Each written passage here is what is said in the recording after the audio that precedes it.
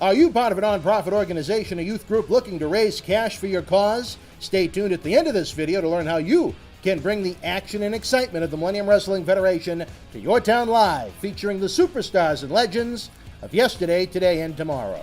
Have you ever thought about just how much time it takes to plan every detail of your wedding day? Many brides are now spending 10 to 15 hours each week planning the perfect day. It's like adding a part-time job to your already busy life. Not everyone can afford to hire a full-time wedding planner to help with every detail, which is why so many brides are now turning to a wedding day coordinator. That's right, a wedding day coordinator saves you money, and more importantly, it gives you the peace of mind that your special day will run smoothly. From finalizing all of the details you've worked so hard on to coordinating with vendors, KL Wedding Coordinators will be there every step of the way to guide you through the day and allow you to savor the memories that'll last a lifetime. For more information, visit facebook.com/KL Wedding Coordinators or give them a call, 603-320-2752.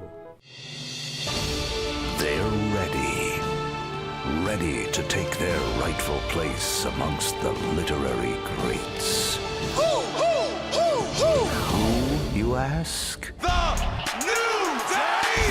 That's who. It's the Book of Booty. Shake it, love it, never be it. It's the feel-good story of the rise of the New Day. Loaded with games, trivia, coloring pages, and so much more. The Book of Booty. Shake it, love it, never be it. Available now online or wherever books are sold.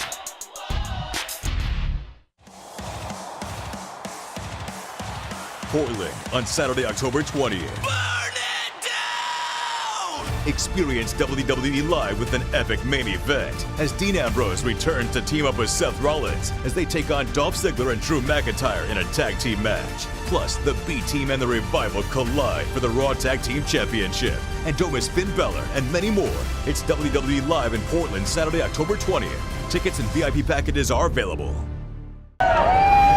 This is Mick Foley. This is Harley Race. This is Shelton Benjamin. This is Mr. Wonderful Paul Orndorff. This is the Monster Abyss. And this is Daniel Bryan. This is JBL, and you're watching the MWF. Be there live.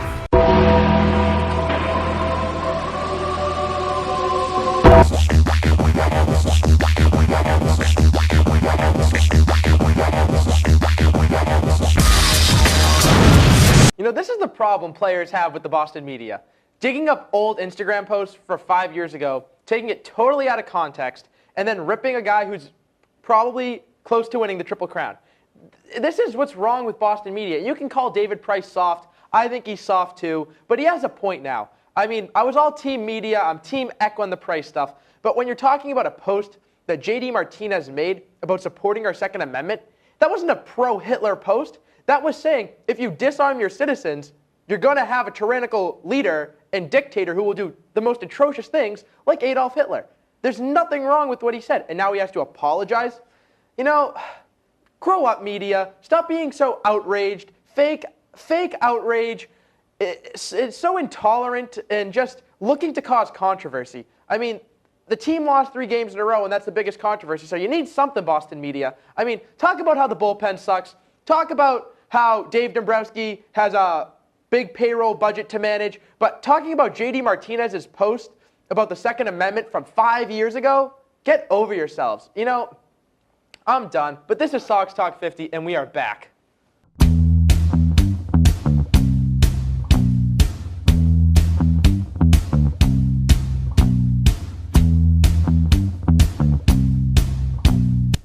Hello, everybody, and welcome back to Sox Talk 50.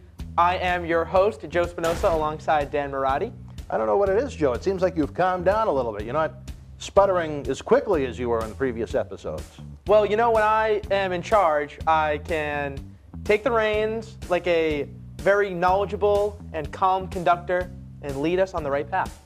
Well, it's amazing. The Sox Talk 50 train is going to slow down a bit where you're going to be taking the train into BU. And I don't know about your other sidekick, how often he's going to be down here. It's not going to be weekly episodes for a while. Is this the truth? Unfortunately, I am moving back to school. We're taking the B line right into Kenmore Square or Blandford Street, whichever stop you want to get off on. And unfortunately, I won't be able to come to MMTV. But and this isn't a promise, but this is a maybe, about a new podcast I might be starting with my friend Sam Greenman. It'll be about all sports, and maybe it'll be presented by WTP Sports. I'm a writer for that website, great website. All sports, for the people, we the people. So stay tuned for that. If that gets off the ground, it might be affiliated with BU Radio. I'm not exactly sure. We're going to have to work out the details when we get back to school, but stay tuned for that. And then, of course, when I'm back home in the Malden, Melrose area, I will, of course, come by MMTV. Probably every month. Every month or so, we'll have a new episode to pump out. Maybe, but you can always stay tuned for everything coming out of the Millennium Wrestling Federation. Nothing better. There's a new event happening with Tony the Footman Atlas. Yeah, absolutely. The Footman, two-time Hall of Famer, WWE and bodybuilding. Can't get better than that, so I would definitely come for Red Sox Talk 50 and stay for MWF. Double header. Absolutely. In the finest regards. But, Joe, I have to admit, I was very impressed with your hot take to open the show. I appreciate it. I was disgusted with that. You know, it's just insane what they want to do to these athletes. And if it was a leftist post, if it was somehow commenting on how great, Paul Pot was, or Marx, socialism and communism, an ideology that has killed hundreds of millions of people. Not to get too political. Can I say something a little controversial? What? What if J.D. Martinez said something for abortion? Would have anyone made a remark about it when there's a lot of people in the world that don't like abortion? Oh, They would have said nothing about it. No. If he put a pro-Planned Parenthood. Right. I don't particularly care for that, but I couldn't see myself whining about it. No. That's the difference between conservatives and liberals. Not to make this into too much of a political show, but... Well, I'm in between. Liberals, the difference is, both of them might have opinions you don't like. Conservatives but won't tell you not to say it. Liberals will try to tell you not to say it. That's the difference. If a conservative hears something he doesn't like, he's going to shut off the TV and not listen. The liberal will say, no, you need to be shut down, and we're going to send the government to shut you down. So, you know what? I don't want to get too much into politics. You can see my political takes on Twitter, @JJSpinney. And also, I do some door knocking and side work for John Kingston for Senate. Knock yourself out with that, Joe. But other than that, they always, ESPN tries to push this leftist agenda. ESPN is making themselves unwatchable. And you see what they're doing with, not to get too off topic, but with Tiger Woods. They wanted him to badmouth Trump, and he pretty much said, I know the president before he was president, since he's been president, and I'm not going to make a comment on that. Michael Jordan once famously said, Republicans buy sneakers too. So I'm not telling you to be pro-Republican, pro-conservative values, but just keep your mouth shut and don't try to criticize anyone who has those values, especially if they're raking. And the post was from 5 years ago. But let's move on to what's happening on the field, because that's really what matters. People don't want to hear this garbage. It is. I'm not impressed with the Red Sox. I don't care that they walked it off with the win. The bullpen is garbage, and I have a declaration to make. I am officially out on this team. 0% chance this team wins a world championship. The division? The lead might be big enough in the Yankees. Greg Bird making errors. They barely squeaked by Chicago after losing the other night. I'm not going to say the division's over, but I think it's very slim chance they make it past the divisional round, and they're not a World Series team. I can guarantee that. How far do you think they'll make it in the playoffs? I think they lose first round. Really? Again? And if they don't, and if they somehow lose the division and choke that away, which I still don't think will happen, but it could. I think there's a 15-20% chance that happens. They'll lose in the wild card game. This team is not set up to win in October. I don't know how anyone can make a prediction about a wild card game. Well, when you have anything can happen in one game. But we're not winning it. I'll say that now. That's my prediction. That's a stupid comment to make. The Red Sox will lose in whatever way they get eliminated first. So whether it's the wild card game or the divisional round. No matter where they play, they're out. They're out. That's your prediction. Yep. All right. So what? You see Matt Barnes implode. You see Heath Hembry implode. And then after we take the lead, Craig Kimbrell implodes. It was a bad night all around. And like I was saying to your partner in crime a little later in the program, as the game was going on, there isn't any of them coming out of the bullpen that I feel confident is going to get the job done. Absolutely not. None of them. It's absolutely insane. And then one of the guys I liked, Hector Velasquez, he gave up 8 runs. Guess what Hector Velasquez's batting average against is? I don't know. He has an ERA, it was 2.74. It's up around 3.5, 3.6, which is respectable. 2.94. Batters are hitting 2.94 against Hector Velasquez. And who do you trust more between him and Brian Johnson? Flip a coin. Who do you trust more between Matt Barnes, Heath Hembree, and Joe Kelly? Flip a coin. I saw Matt Barnes gave up 9 runs in his last 8 innings. It's truly putrid. Dombrowski did nothing to fix the greatest weakness on this team. I mean, Ian Kinsler's nice, Steve Pearce is nice, but the team has the #1 detrimental flaw. This team has no shot of winning in October. No shot. Well, Dombrowski's claim on the Red Sox postgame show was he thinks by adding those starting pitchers to the playoff roster in October is what's going to get them over the hump there. I don't know if that's enough. It's absolutely not enough. Stephen Wright, who hasn't pitched for months, coming off an injury, throwing I think a he's knuckleball. a nice compliment to the bullpen. Nice compliment. But the bullpen's not about having a nice compliment. It's about having high leverage innings. He can be a very effective piece to that bullpen. The only Especially way after facing someone that throws hard, like an Evaldi or a Sale, then to come out and see that jiggling at you. The only way most playoff teams would use Stephen Wright in the bullpen is if they are down or up by give or take 5 runs. That'll be the Velasquez role. But no one is. Who do you trust? You're up. Chris Sale spins a gem. 7 innings, no runs, 12 Ks. You're up 2-0. Who do you trust to put in the eighth? Assuming you trust Kimbrel in the ninth. There isn't anyone. It's pathetic. It is the worst bullpen amongst any team contending for the playoffs. By far. It is atrocious. It's putrid. The Red Sox always, and I'm not sitting here with statistics to back it up, but just from the naked eye, as someone that probably watches 150 games a year or so, it's a problem every year. They overpitch them in the first half, and they all have stellar number of rounds the All-Star break, and then the second half, they go down the toilet. And it looks like that's happening again. They aired the stats for both Barnes and Embry in the month of August, and they were putrid. If you look, and I thought this problem would be solved by letting go of John Farrell. I hated John Farrell. I wanted him fired for the longest time. And you know what? I'm not going to say I was wrong, because the Red Sox are obviously better without him. But no one can manage this bullpen. Maybe it's not the fact that the bullpen needs to be managed better. It's the fact that the bullpen sucks. And no one can manage this pile of garbage. Now, in 2016, I will say he used Tozawa way too much and didn't use Ziegler enough. That's one thing. But other than that, I mean, the bullpen is terrible. What's been Dombrowski's Achilles heel to going back to Detroit? Everywhere. Yeah. Everywhere he's been, it's the bullpen. So what? You can spend the most prospects and the most money. Whether you agree with all the trades or not. The trades anyone could have made. I'm talking the big ones. Sale, signing Price, trading for Kimbrel. They're all moves any GM could make. You come over, you take over the team with the highest payroll and best prospects at the time. Anyone could make those moves. Whether you agree with them or not, they're easy moves to make. All the little maneuvering moves haven't been that great. And I don't have faith in this team long term, looking past this year, because I did a little research outside of the show. You spent a lot of time on this. Spent a good amount of time on this. Noel would be proud. Shout out to my mom, Noel, best woman in the world. Good friend of Reno Chastain. Not going to go there. Longtime personal friend. Not going to go there. So if you look at the payroll, I did some projections. So 2019, the payroll with Hanley Ramirez off the books and just little salary jumps for arbitration, and assuming David Price picks up the option, it's around $217 million. And does that include Kimbrel? That includes Kimbrel. That includes Kimbrel and at about Pomerantz? And Pomerantz. All right. It includes bringing back this entire team outside of like the Ian Kinslers, Steve Pearce. That you know aren't going to be back. The short-term rentals. I got you. So every single key player re-signed and having an increase in salary due to arbitration. About $217 million because Hanley Ramirez is 22 is off the books.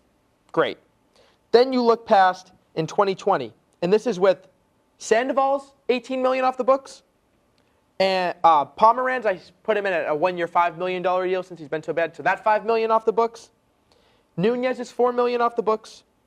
And Thornburg at about $3 million off the books. We're at $233 million. And then looking at 2021, when Mookie Betts is due, and then Bogarts is past due, and Benintendi starts arbitration, not including Kimbrel, including Kimbrel, might be. Not including Sandoval, Moreland, Nunez, Thornburg, Leone, Carson Smith, and Stephen Wright. $244 million. Again, those are projections. Well, and that's not a full 40-man roster. No, this is not even right. This is about 18 guys. And that's assuming, and these are, I would say, conservative projections at about $27 million for J.D. Martinez if we brought him back after an opt-out. I think he's going to want more than 27, but we disagreed on that yesterday. I think because you also have to adjust for, will he be as good next year, and he'll be going into age 33, so it's not like he's coming this year. Fair enough. And so these are conservative numbers. These are if guys take somewhat like team-friendly deals by $1 million or $2 million. That is including Mookie Betts at around $32 million, which he'll be around, and then Sale at around 29, 30, and then giving Benintendi normal boost. So you're looking at it to fill out guys around that core as they get older too, so you don't know how much better they'll be, especially guys like Sale and Price. You're looking at $270 million payroll when you round out the team. And again, that's not even a full 40 that you have. So if you take out Kimbrel and don't give him the $17 million, which I wouldn't. And then you have no closer. I'm sorry, but you can't be spending $17 million for a guy who has he's had one great year here. He was okay in 2016. One great year. All right. He was good. In 2016, he had like a 3.3 ERA and saved 30 games. That's good. It's not great. He had one elite year. This year his ERA is creeping towards 3. So one elite year that was worth the highest paid closer in baseball. And then 2 other years that are worth around $10 million, like top 10 closer in baseball. But only 1 year where he was, wow, this guy is the best. What do you think he's worth? Me personally? Yeah. $12 million, but he's going to want more than that. What do you think he's going to get? Unless he completely implodes and has an ERA over like 4 the rest of the way, I think he's going to get at least what Chapman got, which is $17 million a year. Too. So I wouldn't re-sign him at that number. You can't be spending close to $20 million for your closer. Other than that, there's no real key free agents. I say even if they win the World Series, they need to destroy that bullpen. Yes. It's just bad. I mean, for the who longest... do you have, again, I've said it probably a couple times already, but who do you have confidence in coming out? Like, all right, this guy's going to get the job done. And then for the longest time, for the past 2 years, well, Tyler Thornburg's going to be coming back eventually. That'll shore things up. Carson Smith, who throws his glove in... You know what? We didn't even do the show when that happened, or I really would have been fired up about it. That loser should repay the Red Sox every penny he's being paid the rest of the year for throwing a hissy fit. $1.25 million? Yeah, a complete way. He should be embarrassed with himself as an athlete and a human being. Oh. Because they'd have, the players union, union. Make sure I get paid even though I threw my fit and hurt my arm. You know, that's just a joke. So those are the guys Dombrowski went out and saw. Not only were they hurt for the first 2 years that we got him, they sucked once they played. Thornburg hasn't been that bad once he got into a routine. He hasn't been great. He's not a guy that I'm going to say, all right, so you trade I hope Thornburg's coming out. So the guy who's hit 30 home runs 2 consecutive years. Travis Shaw was not putting up numbers anywhere near that. And I think there were a lot of people that really didn't care either way that he went. But shouldn't the fan be held to a different standard than a GM who's seeing this guy every day and been scouting him? Shouldn't him and his scouting department say, maybe they don't know he's going to become a 30 home run hitter, but they said he could be a competent third baseman better than Pablo Sandoval? Where were you going to play him? He was stuck with Sandoval. Well, we cut him, so it's not like we had to play Sandoval. But they didn't cut him immediately. It's not like they traded Shaw 1 week and cut Sandoval the next. They had to give Sandoval every chance. Within 6 months. To go out and fail, which he did in a spectacular fashion. So, maybe the worst free agent in the history of any sport. Not worse than Chris Davis. Because that was 100. Yeah, you know what? Yeah. It was, $160 million for Davis. The thing with Sandoval is I hated that move when it was done. I agree. You could tell it wasn't going to be worth it when they signed him, and then the results were even worse than you probably could have imagined. Another one, just useless, out of shape. If he had any personal pride, he would have returned the money. And then to mention, these numbers don't include luxury tax. Right. And they don't include Rusney, who will be in AAA, but that's still $13 million. Rusney doesn't count. But they still have to pay the $13 million. Right. So it won't count against luxury tax, but it's still money ownership has to pay. Now, you think about this. If they went over the luxury tax threshold, would you consider bringing them up? I think they already have. What? I think they've already gone over 237. It's close. But let's just say next year, in theory, they do. And they know they're going to. Would you put Castillo in the mix before the season begins? Well, I don't think they're going to have to. Even bringing back Kimbrel, it's only at 217. So, but you're only looking at not even a 25-man roster. Oh, this is the full 25-man. That's calculated over 40. But the majority of you guys on the filling out the 40-man are below. And all of the health insurance and whatnot that goes along with it. So those projections include Porcello for 2020? These include Porcello for 2020 at around $20 million a year for the next few years. He was. Sign him, then that frees up another $20 million to be below the pay cap. Yeah, I want Porcello's 15 We wins a year, disagree. 15 We to 20. disagree. You want Porcello back at 20. I think that's a lot of money. I'd rather have Porcello than Kimbrel. Because you know what Porcello is? Even if he's not going to be stellar like he was in 2016, you could pretty much count on him to take the ball and be respectable every single time he goes on the hill. You know he's durable, and you know he's good. He'll go out and fight. He'll go out and compete, and he's not going to whine even if he gets lit up. And you have to respect that. I think he's built for Boston. But $20 million for the results he's put up? $20 million isn't that much in today's MLB. Well, it's to be one of the highest paid guys on the team. Well, it's the team. And it won't be once you're paying the big bucks. I can see them doing it. I just don't think he's worth that much. Who do you replace him with is always my question, like with Price.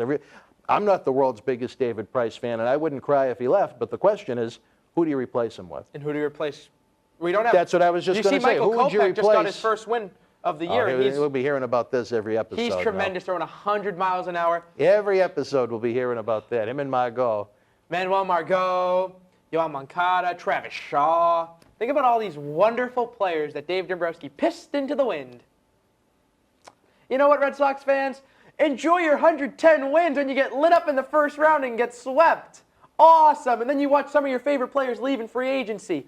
Awesome. And guess what? No young talent to help them. It's back to Bobby Valentine years. Well, 69 and 93. I've said Have before, fun, Sox fans. Those years are going to come back, and there are fans that are going to have to get used to it for the success for they've no had World now. Series. For no World Well, for no, how many other teams have won the World Series the past few years, you fool? I'll amend that. How many teams have won the World Series the past couple of years? How many teams? One team wins a year. But what about having the highest payroll? When you're a team with the highest payroll, how about win a round? How about no Well, how did round? the Yankees feel when they had the highest payroll every year, and they went years without winning it? But the Yankees never sucked. The Yankees' worst year was 85 wins, and then they righted the ship immediately. Fair enough point. But what I'm saying is that they've had the highest payroll plenty of times, and they haven't won the World Series. But they always came close, at least somewhat. They weren't an abomination like we were. You ready, Sox fans? You're not going to win a single playoff series. You'll maybe win one playoff game in 3 or 4 years, and then you're going to suck, and you're going to watch all these guys go elsewhere. And not only are you going to watch your favorite players leave, you're going to watch these guys that you never heard of that we traded away that I was telling you about light it up with other teams. Welcome to Boston, and welcome to Dave Dombrowski's nightmare. I know you don't like Dombrowski. I hate but Dombrowski. He's had so many giant repairs to make when he took over Charrington's mess. Oh, my God. What would you do otherwise? You could either have, for him to, I'll be fair, for him to do it your way might pay dividends in a year or two. But the Red Sox ownership wants immediate results. To get immediate results, you're going to have to pay either financially and or with prospects. They've had to do both. Have you ever heard of the word balance? My whole life, school, family, everyone said balance. You have one thing and you have another. Why couldn't we balance, maybe not pulling a Sherrington and not wanting to trade Henry Owens for Cole Hamels? But why do you have to trade everyone away like Dombrowski? Why can't you trade a few, you make one big trade, and then you develop a few guys? Why do you have to trade all of them? We're going to continue to argue. Those guys got you arguably the best starter in baseball and arguably one of the best closers in baseball. Dan, you know what you sound like right now? What? A loser. I sound someone who likes losing. Someone who doesn't care. So let me ask you this, dummy.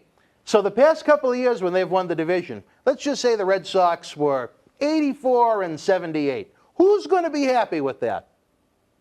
I'd rather build towards a world championship.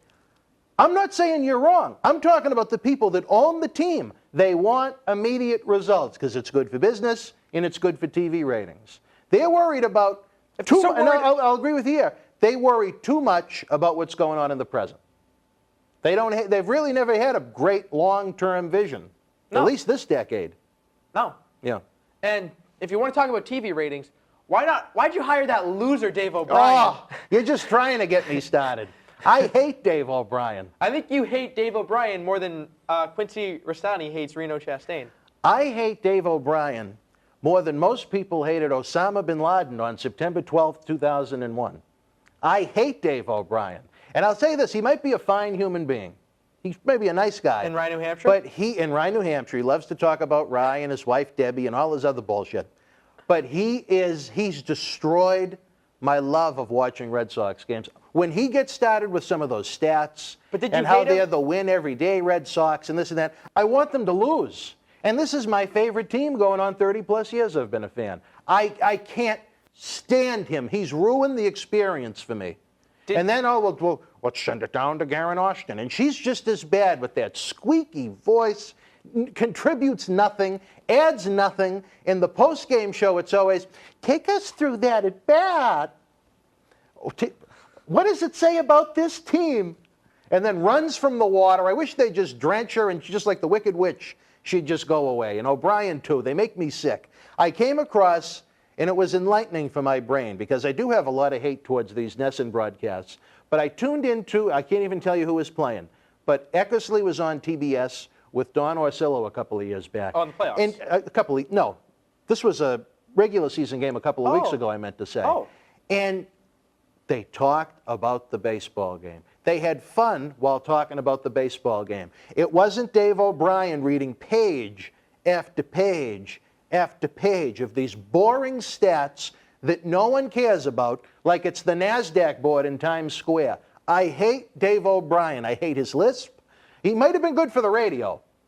I'll tell you this, the only person that was probably happy to see Dave O'Brien go to NESN was Joe Castiglione, the cat. Because I'm sure he had enough of listening to that fool when they were calling it on the radio. On the radio, you have to fill the time and talk. TV, there's an ambiance you can pick up by actually turning the television set on. I hate Dave O'Brien. I'll tweet NESN almost nightly about how much he's ruined the experience and how much I want Don Orsillo back. Now, I'll say this. At the end of this season, it'll be the end of 3 years since Orsillo left and O'Brien came in. Imagine if both of them were free agents at the end of the year. Wouldn't it be nice to see him come back, Don Orsillo? Did you mention you hate Dave O'Brien? I hate Rye, New Hampshire from living there. Talking about driving by Kowloon every night, wanting a free meal. He always wants free food, too. Have you ever heard, always trying to, that stupid contest they do for the best backyard ballpark. Oh, I can't wait to find out what they're going to be serving. Oh. He reminds me of not your biological father, but your real father when he starts talking about the free meals. It's a turnoff to me. So I want to just talk about this. You're not going to add your 2 cents. I'm going to add my 2 cents. As a younger American, I'm the young people demographic, the 18 to 25 age group. 18 to 34 is the target demographic. Oh, is it? FYI. All right. Just a smidgen out of it for me, but I'm sorry. All right, so I'm in that age group, and I got to say, this is coming from a baseball fan. This is coming from someone who defends baseball to the death. I'm getting a little bored from baseball. I'm more captured by the NBA. I'm more captured by the NFL. I mean, I'll still watch a baseball game, but, Dave O'Brien doesn't make it better. Oh, but make it better. I'm saying, it adds to the fact that I don't want to watch that much. But I'll have the Sox on in the background, but I'll have music on, I'll play a game on my iPad, I'll read articles, I'll do a little writing. I can't just sit down and watch the Red Sox. What really bothers me about it is that I love to listen to the insight of Jerry Remy when he's on. I love to listen to the insight of Eckersley. Steve Lyons, I could do without, but he's better than some of the other ones they've had. And because he has some baseball knowledge. To sit there and listen to Dave O'Brien for 3 hours, just read numbers, and then just gush after them. Oh, the Red Sox are the best in this category. They're the best in that category. The best, the best, the best, the best. You know what it reminds me of? You know how everybody hated Fox with Buck and McCarver because they were always all over the Yankees? Yes. Like they wanted to give them a little of Quincy's favorite little fellatio? That's what Dave O'Brien is. And I hate it. He is ruined. I almost hate the Red Sox because of him. Well, my general point, I'm not as strong about it in terms of Dave O'Brien. We got to wrap it up soon. We're getting the sign from old Drew over there. But my general point is baseball the sport itself? take out who's announcing it, becoming too slow. I know they are trying to limit mound visits, but I don't even like that. I like a long game. I love the strategy involved. I know that's not what most people are going to say, but I don't think it needs any more changes than there are right now. I think 3 hours for a well-paced, well-played ball game is fine. A slow game over the course of 3 hours is a different story for a different time. Well, we got to wrap up soon. Thanks, Dan, for So I guess we'll have to say see you next month. Being on this part of the Sox Talk 50. Coming up after the intermission will be the Sports Talk 50 edition with Drew Skecki, who is currently behind the board over there. Thanks for tuning in. I'm Joe for Dan Marati. Have a good one. So you mean I got to go take out the trash now? This summer, this city's ours. We want it all. Get ready when we bring it on. We want it all. Keep bringing the big bad city. We're not giving up. We want it all. This summer, this city. Hello, sports fans. Welcome back to Sports Talk 50 segment of Sox Talk 50. Replacing Dan is Drew Skecki. How we doing? Few thoughts on the day, all throughout sports. We covered enough baseball. So moving on, Eric Decker, one of the Patriots' off-season acquisitions, announced his official retirement from football, leaving us even thinner at the wide receiver position than we last thought. He wasn't doing anything anyway. Everyone was saying he wasn't going to make the team anyway because it was between him and Britt. Once Britt left, it's like, okay, maybe he'll make it. But he just didn't do anything in preseason. No catches at all. And like we discussed last week, as long as we can get through the regular season into playoffs, we're fully healthy, then okay. We have Michelle coming back. We have Patterson. We have Dorsett. We have Hogan for the first couple of games. Traditionally speaking, the Patriots are more run-heavy in the first half of the year, I feel, and don't really hit their stride offensively until midseason. And so you still have Gronk. You still have all the running back options. You still have passable receivers with some big play intrigue. I just feel like, the whole thing might be a little overblown. They'll get through the first 4 games. They'll get Edelman back. They'll be deeper for it because they've had guys who have to step up, and it was only benefit them in the long run. I'm one of these people that I think the wide receiver and running back position are very overrated. When you have a great quarterback and system like the Patriots have with Josh McDaniels, Bill Belichick, and obviously Tom Brady, I think you can cover up for a lot of holes there. But this is really weak.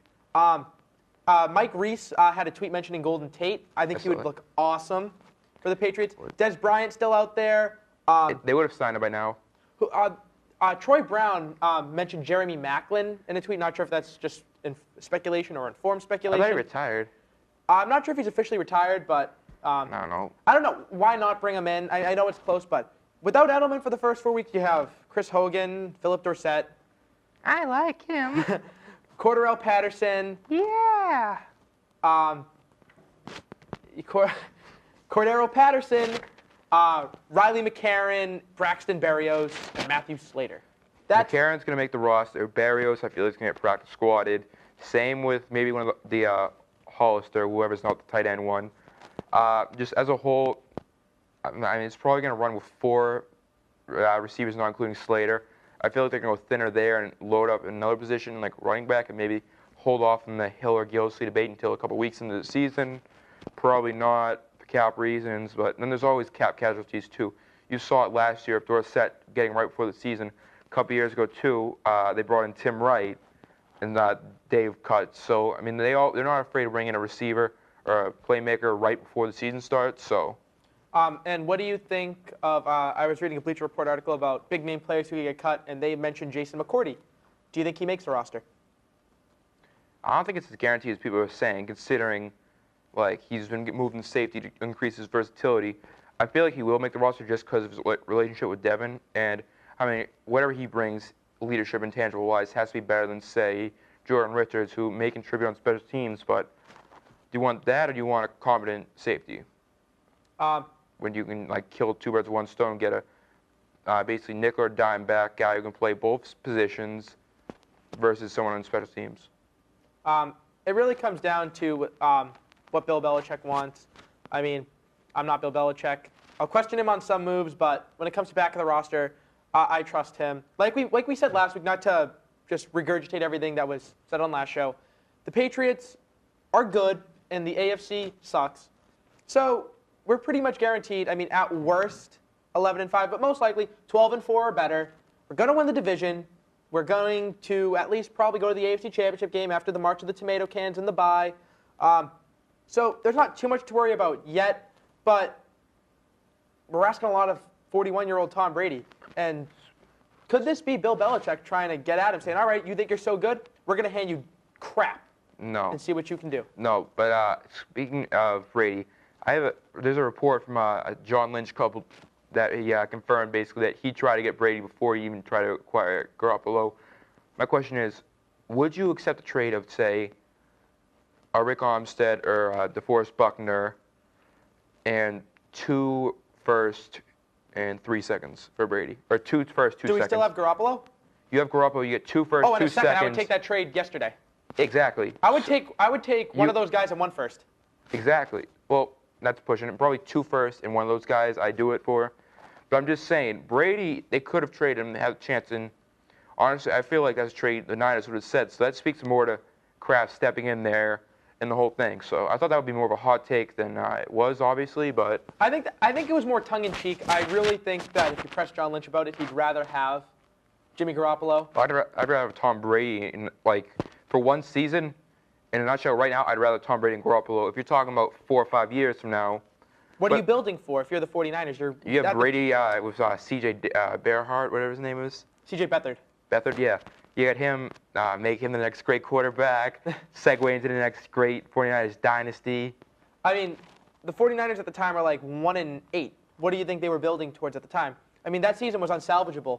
Even if they won every game like they did with Garoppolo, they weren't making the playoffs. So you're essentially looking almost did. At not really. They were still under 500. They were 6-10. I think they were. I thought they went 7-9. I think they went 6-10. No, 6-10. You're right. So there's no way once you have 10 losses, you're going to make the playoffs. I mean, it has happened before.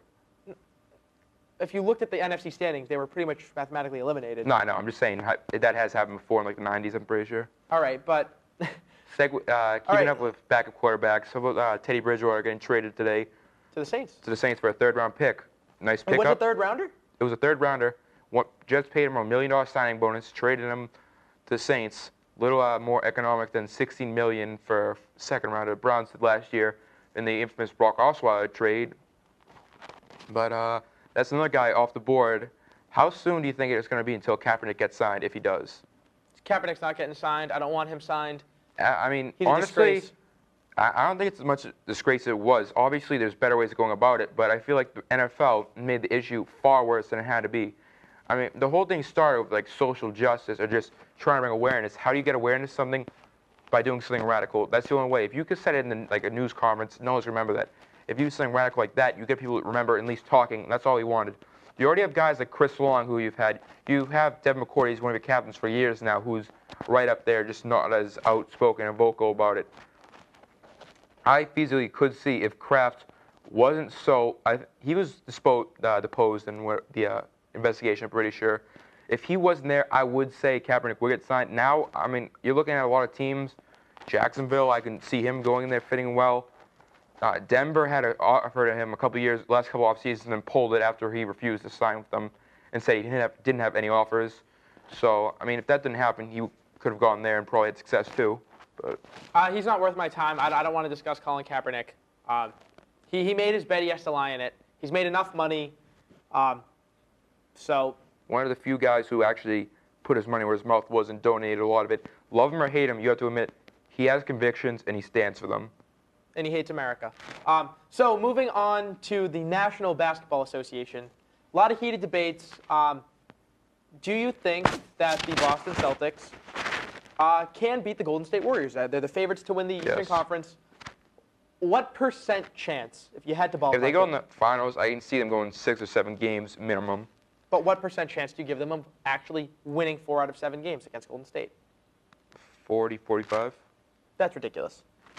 Why? If you look at them the last 3 years, they're like 3-3. I don't want to hear about that because those teams, they played them tough without Al Horford, Kyrie Irving, or Gordon Hayward. Or Jason Tatum. So our 4 best players weren't even on the team. So you think that... I'm talking about last year. Even then, But we also beat them back when the Warriors were on that, when they went 73-9. We beat them one game and then we came super close another. That's because they're the closest thing to the Warriors other than the Warriors in the league. That team wasn't. I'm not talking about them. I'm talking stylistically. But if you're talking regular season play, like, wow, we played them tough with Isaiah Thomas and... I'm talking stylistically speaking. They're the best ones who are the, like, longest on defense, most switchability, best, like, shooting. Now it's pretty close. They're up there, top 5, top 10 field goal percentage in threes. I mean, I just feel like, personally, they have the mold to beat the Warriors. You've seen the teams did it last year. The Rockets almost beat them, and the argument certainly can be made. This Celtics team is far better than last year's Rocket team. Oh, I'm not disagreeing with you. I just think that 40 to 45% is insane. I think they have a better chance of beating the Warriors than any other team.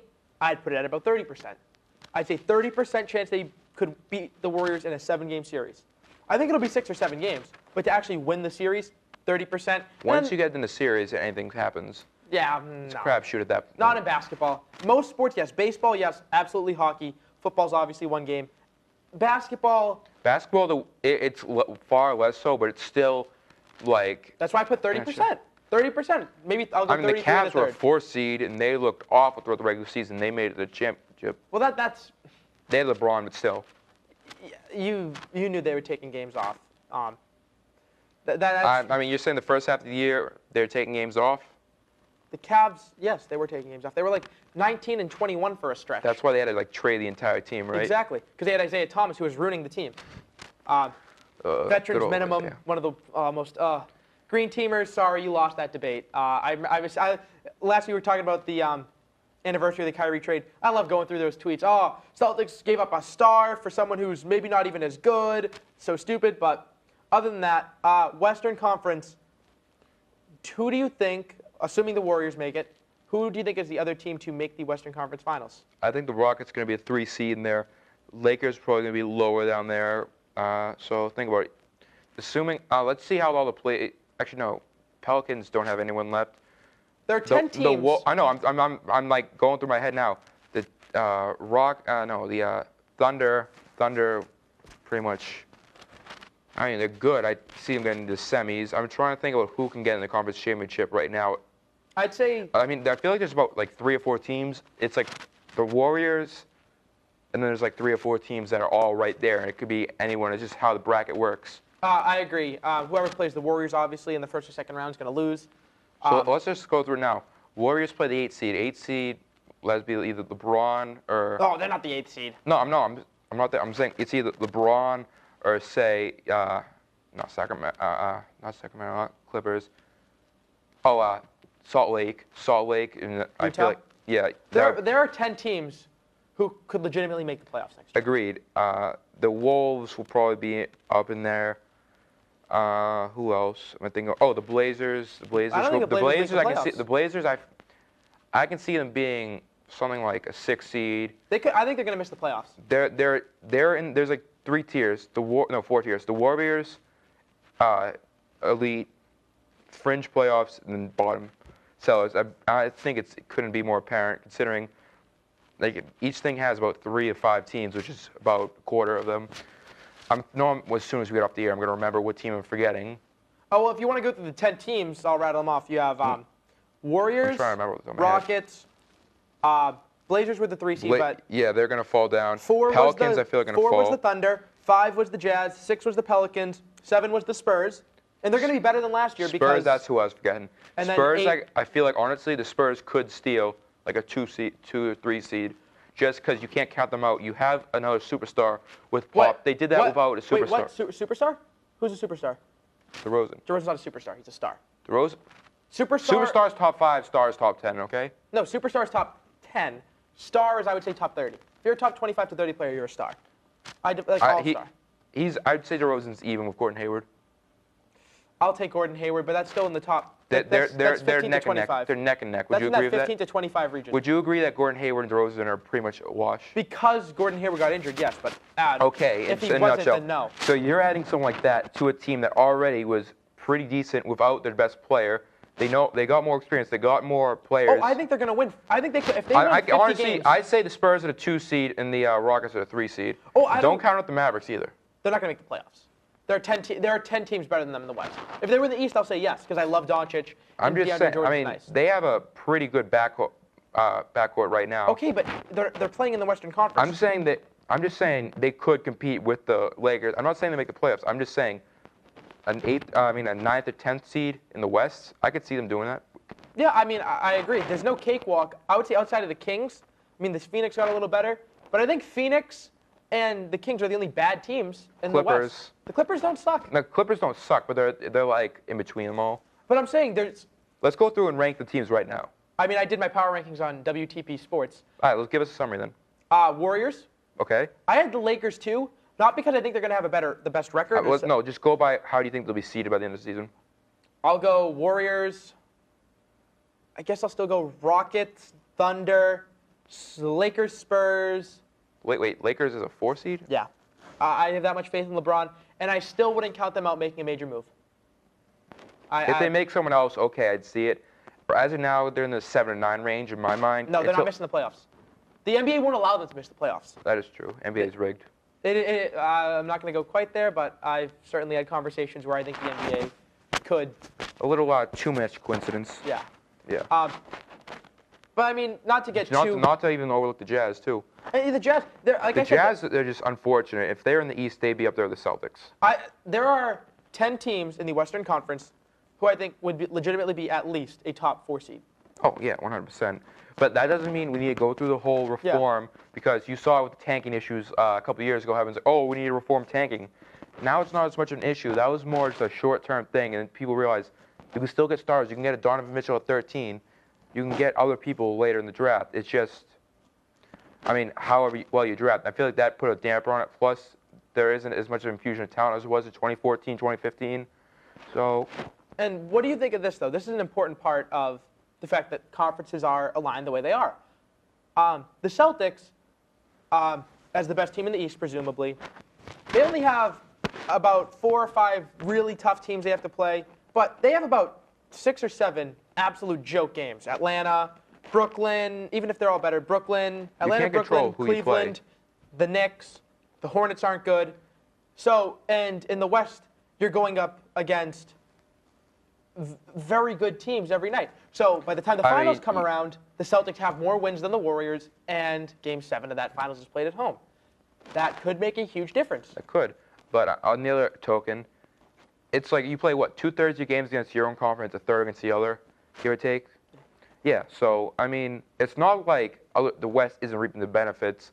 I mean, yes, they do have slightly advantage, but I feel like that might be a little overstated, considering they do get the cakewalk games. And if you look at the percentages, pretty sure the Celtics are up there with, against Western Conference teams, against the top, winning percentage, and against the East, from the East against the West the last couple of years. So, I mean, it's not like they're, they're only good because of their schedule. They're actually, taking advantage of it when they do play the West. And so you can't really fault them for that. You can only play who you've given you. But I'm saying having 1/3 of your schedule be against the East instead of the West, 1 extra third, that makes difference in 3 to 5 games. But I'm not saying that to discredit the Celtics. And then another point is, against the Celtics schedule is the other top 2 teams in the East, undisputedly, I would say, are Philly and the Raptors. Those are in our division. So we're playing the most games against those teams. And then, of course, you have your 2 joke games against the Knicks and Nets. That's 8 games there, yeah, so. I listened to Woj's podcast, the Woj Pod. He was talking with Ryan Russillo, and they talked about Kyrie Irving. And he says Kyrie has a wandering eye, but ultimately he will look around and see that he won't find a situation better than Boston. And it's a little bit different because of the 2 situations are different. But he had the same tone when talking about Kevin Durant a few years ago, saying the incumbent has the advantage, but he could look around. That was a once-in-a-generation fluke with the whole cap increase and just having to walk into the best team and could come in easily with so many wins, joining a 73-win team. There's not going to be a team like that unless something unforeseen happens and say, I don't know, Indiana comes insane. But even then, there's no real markets like Oakland and Southern California. Well, he said the Knicks and the Nets are the 2 teams. No, I know. I'm saying that, but neither of those teams are going to be good. Except, I mean, the Knicks could be, but they're not going to have the track record of 2 to 3 years previously being one of the top teams in the conference. And so when you look at that, Kyrie isn't leaving Boston. We discussed at length last week. Yes, Kyrie likes to kind of joke around or like look other places and kind of troll people, but he's not leaving. You're leaving the most money on the table, first of all. Secondly, who says he wants to go home anyway? It's a 3.5 hour drive. It's not like he's like in LA right now. I mean, I just think a lot of that is just unneeded. So let's say, nightmare scenario, Kyrie Irving and Jimmy Butler go to the Knicks. Is that team better than the Celtics, subtracting Kyrie Irving? No. So Kyrie Irving's not on the Celtics. No. I think that's a better team. I would say the two best players on that team, on both sides, are on the Knicks. My player rankings, don't want to disclose too much, but as much as I love Al Horford, and I have Al Horford higher than pretty much everyone else on the world, I still have Kyrie Irving and Jimmy Butler ahead of him. So the best two players would be on the Knicks in that situation. And Porzingis... This wouldn't be for another year and a half, though. 1 year. 1 year, and then... But that, I mean, no, but like, once you include the off seasons in. Well, the season... Oh, shoot, it's already like September. All right. Yeah, but anyway. It's another year. No, yeah, but once you get that in there, you have another year of development for Tatum. That'll be his third year, which is typically when players like take that next step. You have Brown entering his fourth year. You still have Rozier, who's at least... Rozier will be gone. If Kyrie leaves, he's staying. How much are you going to pay to... No. This is assuming Kyrie leaves. How much? Rozier's still a free agent. You're going to pay him $10 million a year? Yeah. Yeah. I'd see what happens with the Kings pick if there's a point guard who emerges. That Kings pick they're not using. What? They'll use the Kings pick and package that with, say, Brown, and try to get another controllable asset. Now here's a point, and a lot of Celtics fans don't want to hear this. I'm not as high on Jaylen Brown as everyone else is. Now coming in, I thought he was going to be a bust. I'll admit I was wrong on that. He's not a complete bust, but I don't think he has this superstar potential. He's an above-average NBA starter. Yeah, no, I'll give you that. But the way the cap is going, it keeps going up, and then all the bad contracts from 2016 will be expired. So many teams will have $30, $40 million in cap space. Jaylen Brown is going to get a max offer sheet. He's going to get 4 years, $110 million. Do you feel comfortable paying him that if, presuming you re-sign Kyrie at $30 million a year, you have Gordon Hayward at $30 million a year, let's say Al Horford... If Horford opts out and re-signs for, say... $20 million. He's not taking less than 20. If he re-signs for less than 20... He's not taking... We'd be lucky to have him at around 22, 23. He doesn't seem to be... He seems like a Chris Sale. He just wants to win or be a good teammate. Let's be 20. Split the difference, say 15. No, he's not taking 15. Okay, well then in that case, then no. You can't have more than 3 max deals on the. And then you're gonna have to pay Tatum time. the next year. I would pay him only if Horford takes a significant pay cut when he opts out. Maybe give him more years. Yeah, but even if you go, because the cap's going up, so 15 million is ridiculous. Honestly, I haven't worried one bit about this whole thing just because we have another revenue increase coming up soon. The cap's going to go up another 10, 15. By then, there's also the CBA is expiring. Between all that, I feel like it's going to work out in the Celtics' favor. It's going to be some loophole. You always see whenever there's a new CBA, there's a loophole. Whether that be the amnesty clause, whether that be whatever the Sox Wave use. and stretch. Exactly. Whatever you do with the Red Sox use to get Castillo down in AAA, there's always some clause that comes out of that that helps the team. There's always going to be revenue sharing. In the way the NBA works, that it's so player-oriented, I wouldn't be surprised if you see another major salary increase, which would allow the Celtics to re-sign all their guys. I'm not worried about any of that stuff. That's next season. I'm worried about this season now. We have a chance to win the title as good as anyone other than Golden State. Even then, 30, 40%. But doesn't that bother you, though? The fact that the Celtics could have literally a flawless rebuild. Not only did you fleece the Nets, and the picks that you got, you drafted well. You traded down to get the best player in the draft. The Warriors is their last year. And this is the Warriors last year. Oh, I don't know about that. But even so. And then you take a guy who everyone loved, but was actually really overrated, and you traded him for a legitimate 25-year-old superstar. You do everything right, and legitimately you don't have that great of a chance because Golden State is that good. Quote Dan earlier, only one team wins a championship every year. But I'm saying, when one team is that much better, it's not like in baseball, where right now you can legitimately say 10 teams have a chance when they get in. Same thing with football, same thing with the NHL. When one team is minus 200 to start the year to win the title. Weren't the Lakers like minus 150 briefly, though? I don't know if they were ever that much. They're briefly, I think, at least even. When was this? right at the LeBron side. I think it was either plus 100 or minus 100, something like that. That was to adjust. Yeah, but even then. Well, that's for the bettors. I don't use but Vegas, you can't really use that because also just so many teams see Golden State. They're like, oh, it's kind of like kids just walking the street. Back a couple years ago, it would have been the Celtics or Lakers. Now it's, oh, Golden State. Yeah. Well, They are that good. We have to wrap up soon. We're past the 20-minute mark. Any final thoughts on anything you want to share? Everyone just needs to relax. RELAX. Relax. Shout out Aaron Rodgers getting his massive mega contract today. What is it, 4 years, $134 million, or 100 guaranteed, something crazy like that. 23.5. God bless him. I wish I had that kind of money. Hopefully he gives them back to the franchise, lets them actually win a playoff game for once. One of the unfortunate stories. Boston fans, Boston media, everyone calm down. Celtics going to win the East this year. They're going to be fine. Next year, they'll be good, just as good. Trust Danny. Patriots will be good. The Red Sox, they've both been struggling, but you know what? Most teams would kill to be in this situation. They're following the Dodgers blueprint. Bruins, keep up what you're doing. Shout out to Aaron Rodgers, like Drew said, but not bad for the second best quarterback in the NFC North. Go Flacco. Kirk Cousins going to Minnesota is really going to prevent him from really winning any playoff games the next 5 to 10 years. Shout out to my mom, Noelle, my aunts, Karen and Madeline, who are loyal viewers of the show. Thanks for tuning in to Sports Talk 50. For Drew, this is Joe, signing off. Fuck your hating ass parents, nigga. Because they made ya. You want this money, come take it from me. Won't stop at nothing, you'll go rush, girl. You chasing paper, you almost famous. I'm Dan Marotti. And I'm John Cena Sr. Let us tell you how the action and excitement of the Millennium Wrestling Federation can help raise cash for your nonprofit cause. Experience the action and excitement of the Millennium Wrestling Federation live in your city, throughout New England, the tri-state area, down through the Carolinas, out to our friends in the Midwest and beyond. If your nonprofit organization is looking for an interactive turnkey experience while putting the fun into fundraising, you've met the perfect tag team partner to work with every step of the way.